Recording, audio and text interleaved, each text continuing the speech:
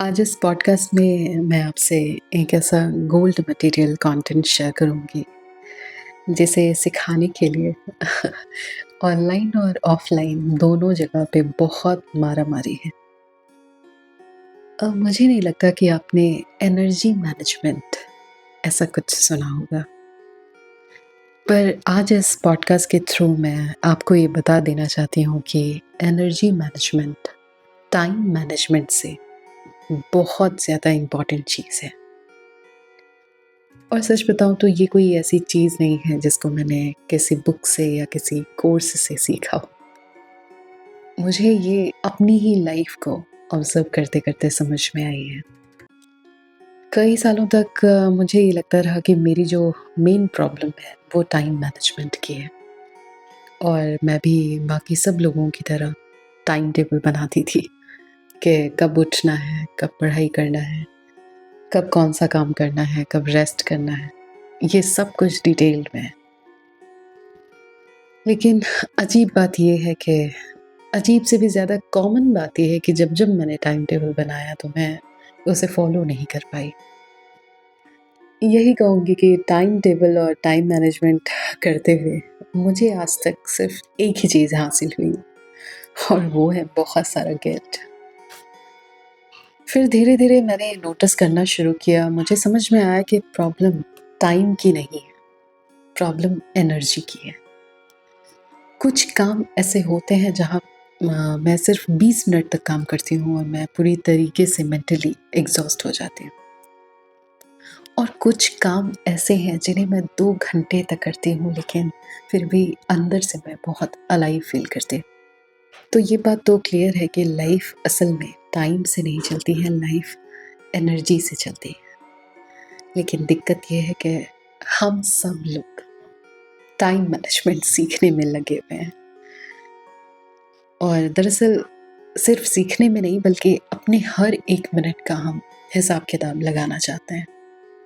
लेकिन बहुत कम लोग ऐसे होते हैं जो कि ये देखते हैं कि उनकी एनर्जी कहाँ पे जा रही है। कौन-सी ऐसी चीज़ है जो उन्हें ड्रेन कर देती है और कौन-सी ऐसी चीज़ है जो उन्हें एक्सपैंड करती है। ख़ास करके मेरे लिए ये रियलाइज़ेशन बहुत इम्पोर्टेंट था। जब मैंने अपनी एनर्जी ऑब्ज़र्व करना शुरू किया तो मुझे बहुत सारी क्लैरिटी मिलने लगी।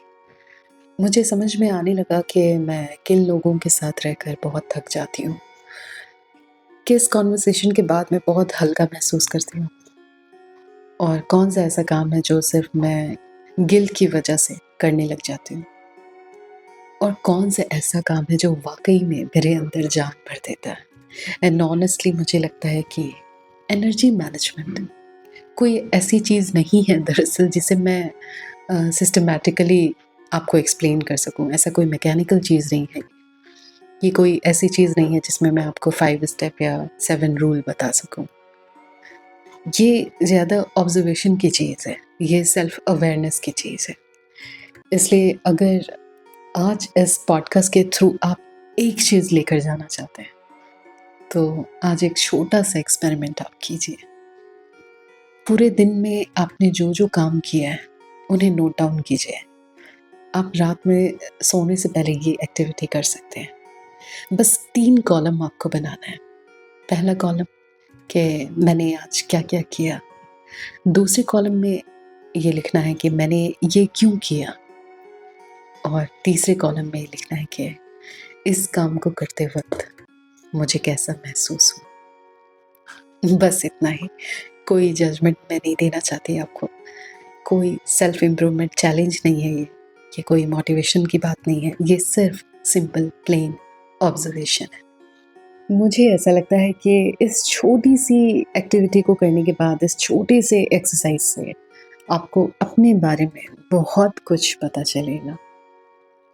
और हो सकता है कि आपको भी ये रियलाइज़ हो जाए कि आपकी जो सबसे बड़ी प्रॉब्लम है वो टाइम की नहीं है।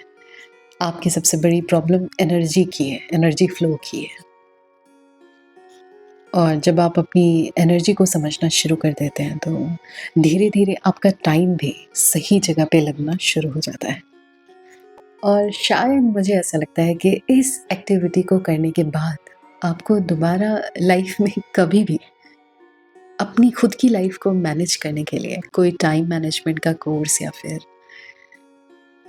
कोई भाग-दौड़ नहीं करनी पड़ेगी। मुझे लगता है ये छोटी-सी एक्टिविटी और आज का एक छोटा-सा रियलाइज़ेशन काफ़ी है।